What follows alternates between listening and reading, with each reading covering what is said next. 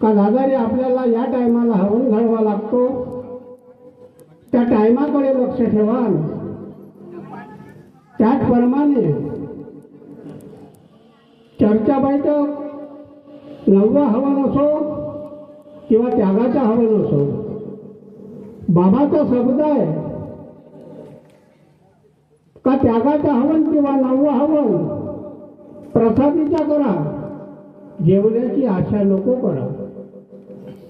परंतु हवन घडल्यावर छोटासा एक पाल बांधा, एक पोगा लावा आणि त्या पोग्याच्या द्वारी तुम्ही मार्गदर्शन करा.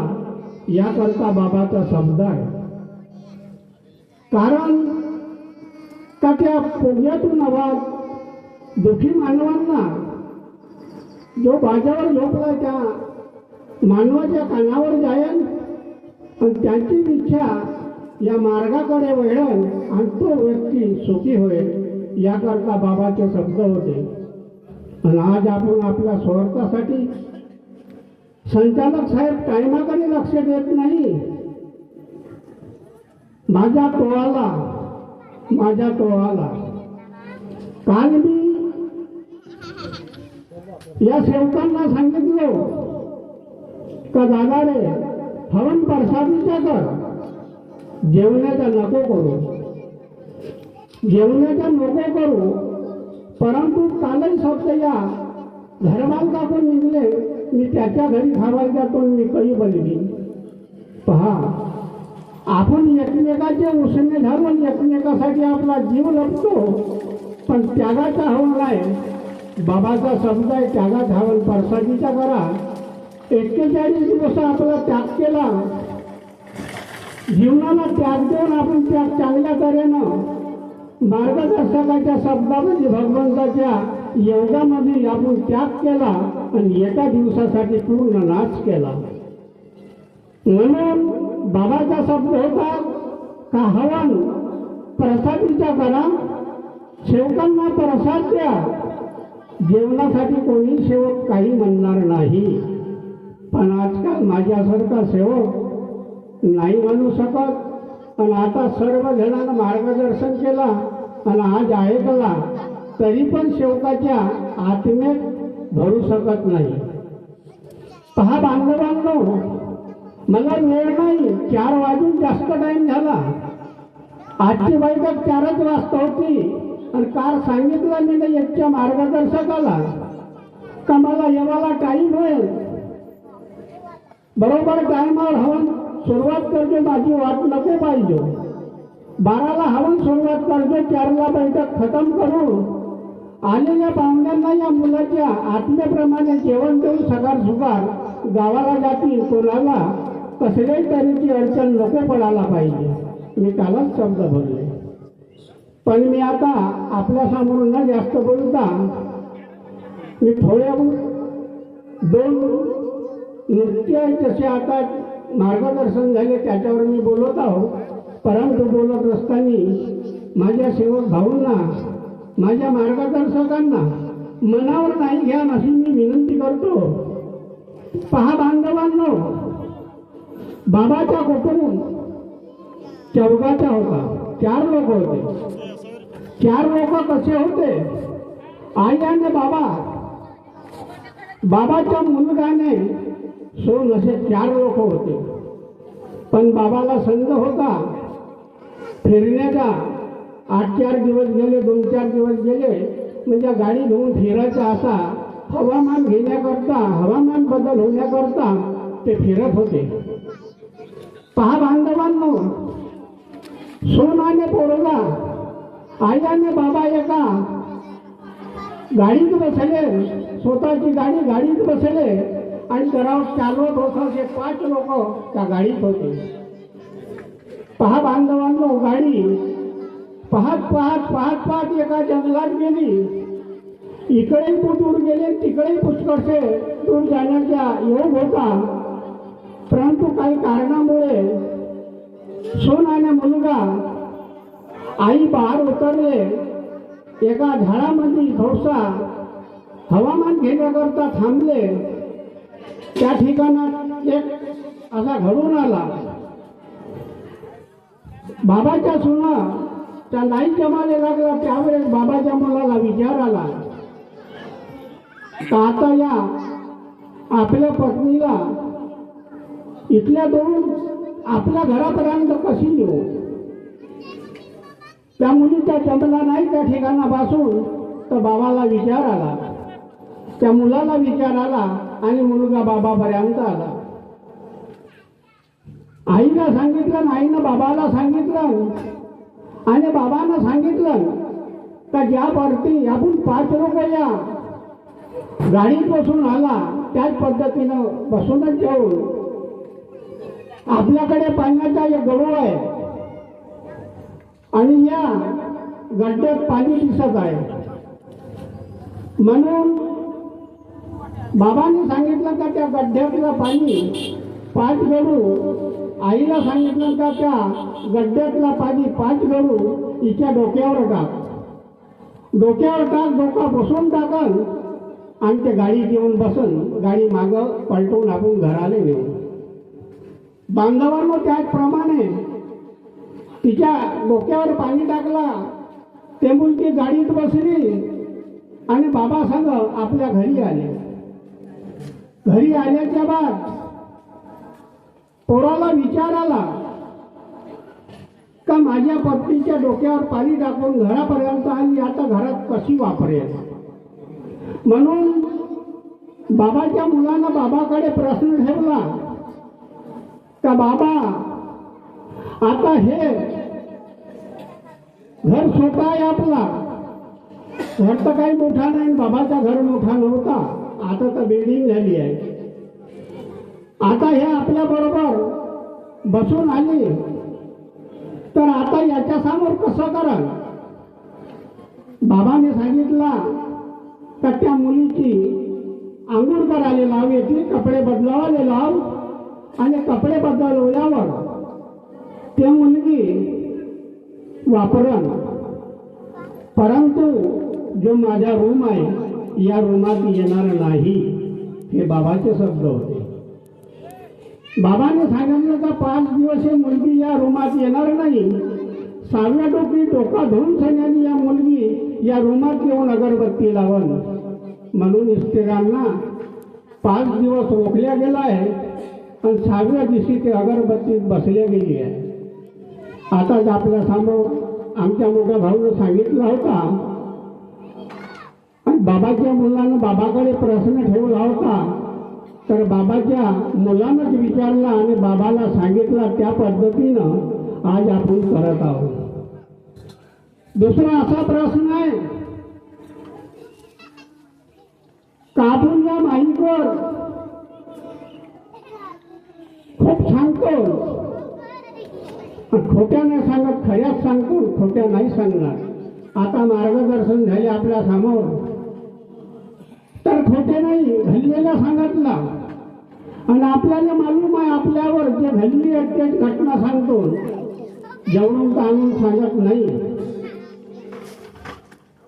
परंतु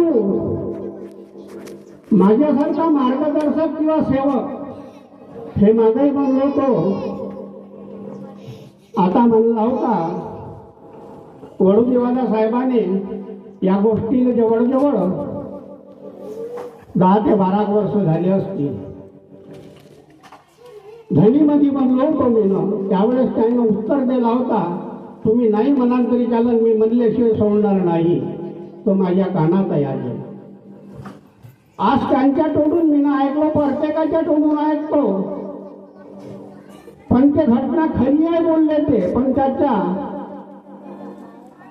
उल्लंघन करून जावल्या नाही म्हणून आम्हाला बोलण्याची वेळ आली आहे. पहा बांधवांनो, मी या माईकवर झालेल्या घटनाचं मार्गदर्शन करतो आणि माझ्या मार्गदर्शन झाल्याच्या बादमध्ये भगवंताने सांगतो का भगवान बाबा हनुमानजी मी चुकलो, मी काही बोलण्या चालण्यात चुकलो, मला क्षमा करा. महान त्यागी बाबा की मी चुकलो, या बोलण्या चालण्यामध्ये मला क्षमा करा. त्याच पद्धतीने आईले बोलतो. भागवत रूपामध्ये ती गाय पण या मानवानं का केलं मानवानं मानवाले आदेश दिला ना, आज या ठिकाणात घरमालकानं माझ्या मार्गदर्शक होय या नात्यानं या चर्चा बैठकीचं अध्यक्षपद दिलं. मला चर्चा बैठकीचा अध्यक्षपद दिलं.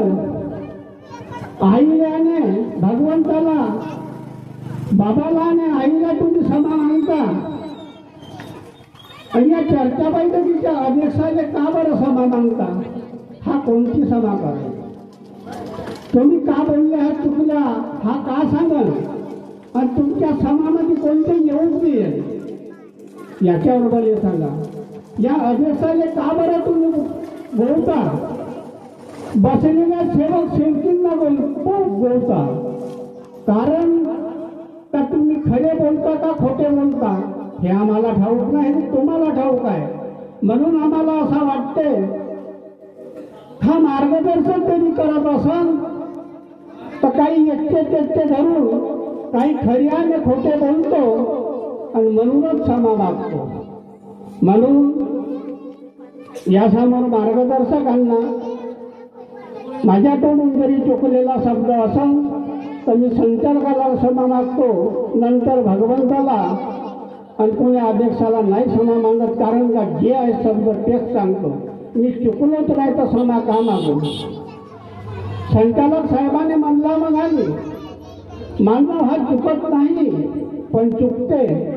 चालत असताना बाकुडा पायात सापडून सगळ्यांनी मरते, तेही गलती होते. कारण का जिता जीवक आपल्या पायात दबल्यानं मरते, ते नाही गलती झाली का तेही गलती होते. पण अशा जरी गलत्या करत जाल, अशा लोकांना सांगाल तर समोर सेवक का शिकतील? नवीन पिढी लहान लहान आहे, ते पुढं जाणारी ते अशी क्षमा मागत जाईल, कसेही बोलला तरी चालत जाईल, अशा पद्धतीनं वागतील. म्हणून सगळ्यांनी काहीतरी सेवकांना मार्गदर्शन करा, सत्याच्या मार्गदर्शन करा, सत्य राहा, क्षमा मागायची जरूरत नाही. म्हणून सगळ्यांनी सर्व सेवकांना हात जोडून नम्र विनंती करतो.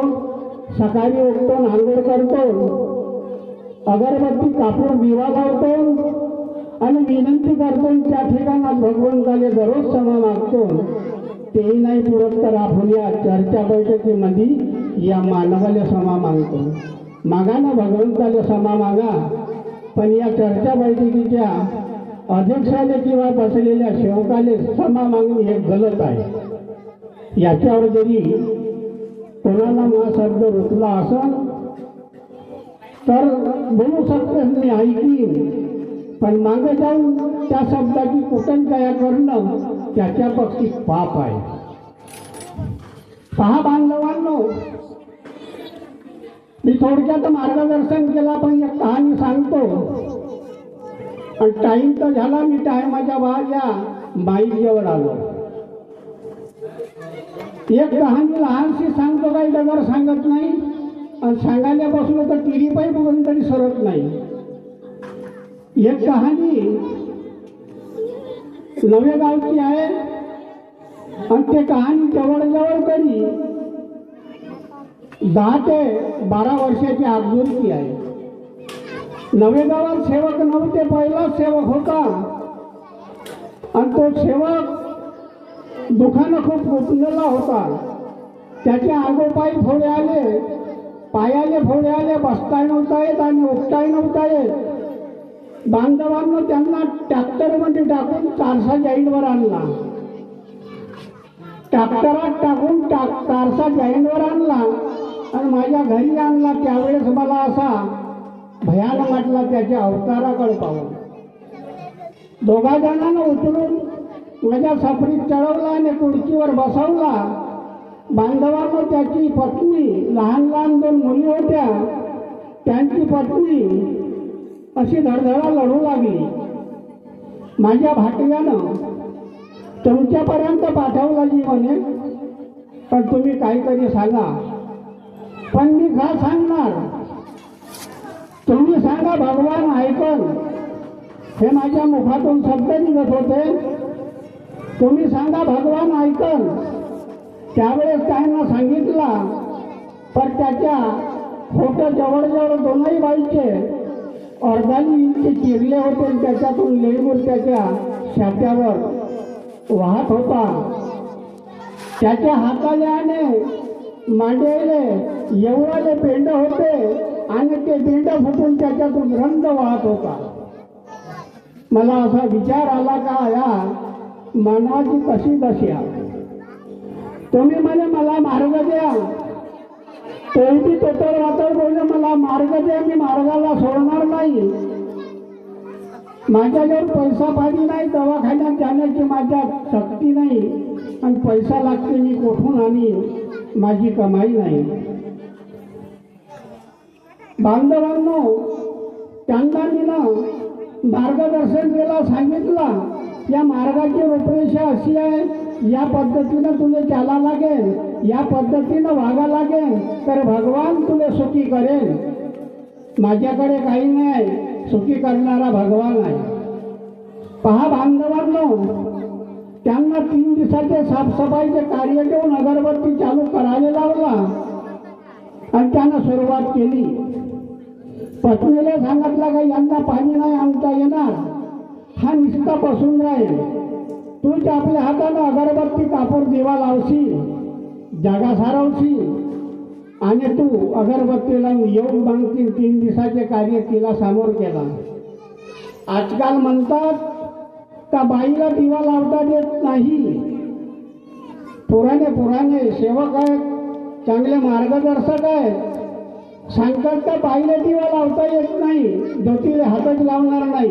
पण मी तर प्रत्येक सेवकांना पती जरी नाही आला तर त्या पत्नीला सांगतो का दिवा लाव, टायमावर अगरबत्ती लाव, नंतर तो येईल मग पाहू. पहा बांधवांना 3 दिवस कार्य केले. 4थ्या दिवशी बरसाती झाली आणि दोघे जण नवे गाऊन बसून याटो म्हणजे माता आरसा जैनवर आले. 4थ्या दिवशी चालत चालत माझ्या घरापर्यंत आले. मला आनंद वाटला का त्यावेळेस ट्रॅक्टरमध्ये टाकला आणि आज हा सेवक चालत आला. घरी आल्याच्या बाद समोरचे कार्य 7 दिवसाचे दिले. 7 दिवसाच्या कार्यामध्ये 7 दिवस कार्य केले. समोर पती झाला, 7 दिवस कार्य केले. 8व्या दिवशी पत्नी याटोत बसून आली आणि तो सेवक सायकलीवर माझ्या घरापर्यंत आला. कसा वाटायची आपल्याला का आनंद या सेवकांना मिळाला. 11 दिवसाचे कार्य केले बांधवांनो. 11 दिवसाचे कार्य पूर्ण झाले. 12व्या दिवशी परसादी केलं ना डबल शीट सायकलवर माझ्या घरी दोघंही पती पत्नी आले. त्यावेळेस मला असा वाटला का खरोखर भगवान आहे. भगवान आहे मानव पाहिजे. कार्य करणारा भगवान कधी आपल्याला सुखी करू शकते, दुःख दूर करून आपल्याला सुख शांती समाधानी देऊ शकते. पण मानव आहे. नाही तर मी न केलो ना मार्गात आलो, पण माझ्या मागचा सेवक त्याचा त्यागही झाला आणि पुढंही आला आणि सुख शांती समाधानीने जगून राहिला. पण मी असाच आहो तर काहूनच त्याचा स्वतःचा विचार करावा लागतो. पहा बांधवांनो, 11 दिवसाचे कार्य करून तो सेवक डबल शीट सायकलीनं माझ्या घरापर्यंत आला. त्यांना 21 दिवसाचे कार्य केले आणि त्याच्या मुखातून शब्द निघले, काकाजी माझ्या लहान लहान 2 मुली आहेत आणि मी अजून काम नाही केला. खावाचे वादे आहेत, एकटी पत्नी किती करल. माझ्या नागपूरला सायकलीचा धंदा दुकान टाकलेला स्वतःचा आहे आणि मी त्या दुकानात जवळजवळ 3 महिने झाला गेलो नाही. बा धंदा होणार आहे तर मी सकाळच्या गाडीनं जाईल ना संध्याकाळच्या गाडीनं येईल. इरवर धंदा चालवी. कसाही 10-5 रुपये झाले तर माझ्या लेकरं बाराले होती. पहा बांधवांनो, त्यांना सुट्टी दिली का बापू अगरबत्ती लावायची, सकाळच्या गाडीनं जावायचा आणि संध्याकाळच्या गाडीने येवायचा. अगरबत्ती चालू ठेवायची. विनंती आणि प्रार्थना तुला दोनही भेटते आणि पोटाची भाकर बी तयार होते. त्या पद्धतीने 21 दिवसाचे कार्य केले. 21 दिवस चालू झाले. बांधवांना 4 ते 8 दिवस त्यांना कार्य केले. जाणं येणं करू आणि त्यांना भेटला जुना सोबती. जुना जो सोबती होता तो भेटला आणि त्याच्याकडे आला, अरे बाबा तू लगेच दिवस झाला भेटलाच नाही म्हणते, आज भेटला.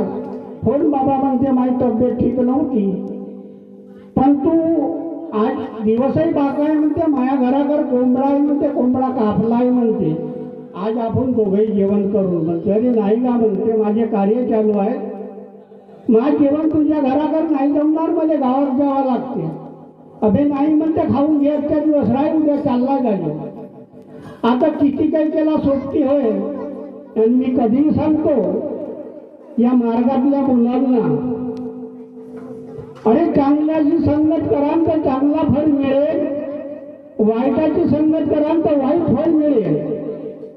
मी सेवकाच्या मुलांना मुलींना सांगत राहतो का आपल्या सेवकात मुलं बोवाय, आपल्या सेवकाच्या मुलांना कोणतेही कारण करायचे तर करा, पण अनेकातून धरून राहा, अनेकाच्या मुलाशी धरून राहा. एखादा तुम्ही अनेकाच्या मुलाशी जरी संगत लावला, अनेकाचा मुलगा बदमाश आहे, चोर आहे, आपण शाव, अनेकाचा मुलगा एखाद्या घरात बसला तुला बाहेर ठेवला का तू बाहेर राही, मी घरातून चोरी करून आणतो. आणि तो चोरी करून जरी आणला, त्या मुलाने जरी पकडला तर तो मुलगा तू आणावं सांगल, त्याच्याबरोबर तुलाही चोर व्हावा लागल. म्हणून चांगल्याची संगत करा, वाईटाची संगत नको करा, मी हरदम सांगतो. त्याच पद्धतीनं नाही ऐकला, तो गेला त्याच्याबरोबर जेवण करण्याकरता, कोंबडा शिजला आणि संध्याकाळी दारूच्या पाऊ आणलं होतं, तो कायला अबे थोडसा घेऊन गेला. अरे नाही का मला नाही जमत, मी या मार्गात गेलो. अबे पण पायन कोणीच पाहू शकत नाही, थोडीशी तर घे. पटक्यानं त्याचे दारू प्याला, कोंबडा खाल्ला आणि झोकानं दुसऱ्या दिवशी तेच पार्टी झाली. असा 3 ते 4 दिवस घरी आला नाही, दारूच पेत बसला, पत्नीकडे वाट पाहून राहिली. 4 दिवसाच्या बादमध्ये घरी आला आणि पत्नी बावरली त्याच्यावर त्या अगरबत्तीची जीवनाला लाटानं फेकायला लागला का म्हणजे हिच्याशी काही फायदा नाही आपल्याला. असा करता करता 21 दिवस निघून गेले, 22 दिवस झाले, 23 दिवस झाले आणि मला वाटला का सेवक का बरं नाही आला. म्हणून मी एका सेवकांना म्हणजे अंबादाची वंजारी त्याची फटफटी होती आणि तो हरदम माझ्या दुकानावर येऊन बसत राहे. त्याच्याबरोबर मी त्या नवेगावला गेलो, त्याच्या घरी गेलो तर बाई घरी होती, तो नव्हता घरी. बाई म्हणलो घरी आहेत का, तर होती म्हणे. दिसता बरोबर ते लढायला लागली आणि सेवक बिघडला जी म्हणे. म्हणलो बिघडू दे, म्हणजे का करायचं आहे. त्याच्याकडून काही 10-5 घेतलो नाही आणि तुमच्या घराला आलो नव्हतो का, मा घरी या ना मार्ग घ्या म्हणून बिघडू दिलं. पण बाई किताब आहे आणि बोर्ड आहे, तो माझ्याकडे देऊन दे बाई, म्हणजे काही करायचं नाही. काकाजी म्हणे बोर्ड आहे पण किताब कधी ठेवली तर मालूम नाही. तो आल्यावर मी विचारीन ना, किताबनं बोर्ड तुम्हाला दुकानावर आणून देईल. बाईनं शब्द बोलले आणि घराकडे कल्टून आला आणि बांधवांना तो घरी आल्यावर ते म्हणत असेल पत्नी का ते आले होते घरी, बोर्डाने किताब मागे, ते किताब देऊन द्या. मी आजही सांगतो तुम्हाला, 50 रुपयाची किताब असेल, 25 रुपयाची असेल, पण मी ज्यांचे कार्य सुरुवात आहेत माझ्याकडून आणि त्यांना किताब दिली तर किताबीचे पैसे घेत नाही. काहून नाही घेत का, त्याच्याजवळ पैसे जरी घेतले तर माझी ताकद नाही त्याला किताब मागायची, कारण का त्याची झाली, म्हणून मी घेत नाही. बांधवांनो, पत्नीने सांगितलं तो म्हणायला लागला काही त्याची किताब नाही होय, मला गरज पडेल त्या दिवशी जाईल ना कार्य घेईन, मला किताब देवायची नाही आहे. पहा बांधवांनो, 4 दिवस सुखाचे गेले ना 8व्या दिवशी पत्नीच्या खांद्यावर हात ठेवून माझ्या दारावर आला. ज्या पद्धतीनं होता त्या पद्धतीनं त्याचे बेनं उमरले आणि त्याचा तोंड उलला, गुरगाडू लागला. येऊन माझ्या घरी खुर्चीवर बसल्यावर म्हणलो का केला का तुला. काही नाही काकाजी म्हणे. म्हणलो काहीतरी गलती केला, आता गलती तर झाली म्हणे, पण माफ करा आता गलती करणार नाही, समोरचे मला कार्य द्या. म्हणलो मी कार्य देऊ शकत नाही. पत्नी एका रंगाची लढायला लागली आणि सेवकांना गलती केल्या खरोखर लढ येतो आणि त्या लढामध्ये मार्गदर्शक दया येतो आणि त्या दयामुळे त्यांना कार्य देतो आणि सेवक तसाच करतो. आजकालचा सेवक सुधरत नाही, कारण का एकदा त्याच्या तोंडाला लागल्यावर ते तोंडालीच लागता राहतो आणि मार्गदर्शकाकडे येत जातो. बांधवांनो, आली दया मला. बापू किती काही पेला का? अजी एक डाव 2 डाव पिली म्हणते, 3 डाव पिली म्हणते दारू, आता पेणार नाही म्हणते. ठीक आहे म्हणलं, आता चालवशील होती म्हणते. ठीक आहे म्हणलं, उद्यापासून तू 3 दिवसाचे गलतीचे कार्य चालू कर. पियानं खाणं नाही होत तर दही आणि भात थोडासा खा, कारण का मी पाणी जरी पेलो तर नट्यापासून तर बोंबलीपर्यंत पाणी लासत जाते असे फोडे आले आहेत म्हणे. कारण का ते दारूची होत, त्याच्याने हे फोडे डरमटतील म्हणून दही भात पतला पतला रंगाचा थोडा थोडा तू खा, त्याच्या जाग्यावर येतील. पण माझ्या मुखातून शब्द निघाला बांधवांनो, त्या शब्दाची पस्तावा आला मला. कार्य देऊन झाले, सर्व झाले. बापू म्हणलो तुला 3च गण दारू पेला का? होती म्हणे मी 3च गण पेलो. पण बापू म्हणलो 3च्या वर जरी पेला असशील तर तू वरचंही जाऊ शकशील, नाही तर 4थ्या दिवशी प्रसादी करून मायापर्यंत येशील. माझ्या मुखातून शब्द निघाला, मला काही वाटला नाही. 3 दिवस कार्य केलं आणि 4थ्या दिवशी प्रसादी केलं आणि बांधवांना 4 वाजता तो कुटुंबाला सोडून निघून गेला. कुटुंबाला सोडून निघून गेला म्हणजे मरण पावला. त्याच्या बाजूमध्ये पत्नी आली, लढायला लागली माझ्या हॉटेलवर. बाई खाऊन तर गेलाची म्हणे. सकाळी प्रसादी केलं तर 4 वाजता गेला म्हणे. त्यावेळेस मला विचार आला, भगवान माझ्या मुखातून शब्द निघले, त्या भगवंताला पकडले आणि ते खोटे व्यवहार माझ्या समोर दिलं, ते भगवंताला भासले नाही.